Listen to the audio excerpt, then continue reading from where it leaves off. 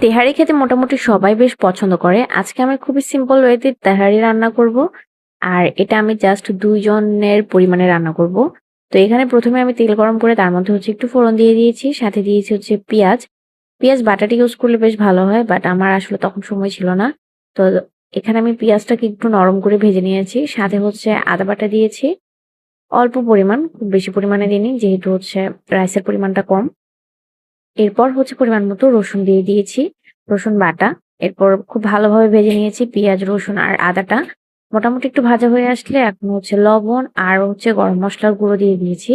এখানে ধনিয়া, জিরা সবকিছুর গুঁড়ো হচ্ছে মিক্স।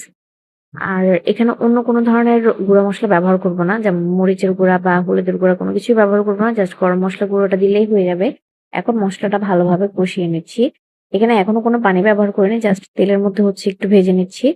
আর মসলার কাঁচা গন্ধটা চলে গেলে এর মধ্যে হচ্ছে আমি একটু ম্যাগি মসলা দিয়ে দিচ্ছি। ম্যাগি মসলা দিলে আসলে টেস্ট একটু ভালো আসে তার জন্য। আর চাইলে একটু বিরিয়ানি মসলাও দেওয়া যায়। তো এখানে আমি মাংসটা আগের দিন রাত্রে হচ্ছে ধুয়ে কেটে তারপর ফ্রিজে রেখে দিয়েছিলাম। এখন জাস্ট গোটাটা দিয়ে দিচ্ছি আর বরফ রয়ে গেছিল। তো মাংস দেওয়ার পর হচ্ছে একটু কষিয়ে তারপর এখানে আমি দিয়ে দিয়েছি দুধ। প্রায় ১ কাপ পরিমাণ দুধ দিয়েছি আমি এখানে। তারপর মাংসটা খুব সুন্দর করে রান্না করে নিয়েছি। একদম সেদ্ধ করে নিয়েছি। এখন হচ্ছে এখানে দিয়ে দিব হচ্ছে চাল। এখানে আমি ২ জনের পরিমাণ চাল দিয়েছিলাম।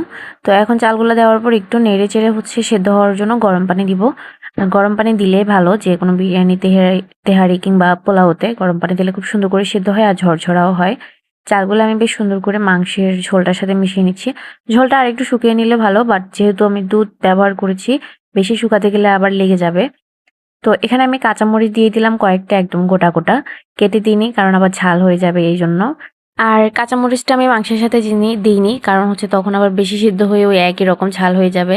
তো আমার ছেলে তো এত ঝাল খেতে পারবে না।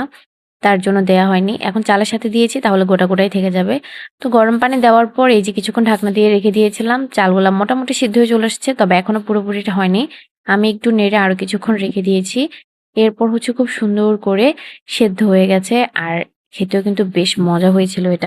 বিরিয়ানিতে কিন্তু আমার আলু ছাড়া চলেই না, কিন্তু তেহারিতে আসলে খুব একটা আলু ব্যবহার করা হয় না। যতগুলা রেসিপি দেখলাম আরকি, তো তার জন্য আমিও আলু ব্যবহার করিনি। তবে আমি আলুকে খুবই মিস করেছি। কারণ বিরিয়ানি, যেকোনো বিরিয়ানিতে একটা আলু খেতে অনেক বেশি ভালো লাগে। তো যাই হোক, এই যে পোলাওগুলো আমি একদম ঝরঝরে করে নিয়েছি। এখন প্লেটের মধ্যে নিয়ে নিচ্ছি। আমার জন্য আর আমার ছেলের জন্য। যেহেতু ঐদিন বাসায় আর কেউ ছিল না, তো আমাদের জন্যই রান্না করেছিলাম। এই যে খুব সুন্দর করে প্লেটে নিয়ে এখন উপরে হচ্ছে একটু বেরেস্তা দিয়ে দিব পেঁয়াজের, যেটা আমি আগেই ভেজে রেখেছিলাম। বেরেস্তা দিলে খেতে খুব ভালো লাগে বিরিয়ানির সাথে, তেহারির সাথে।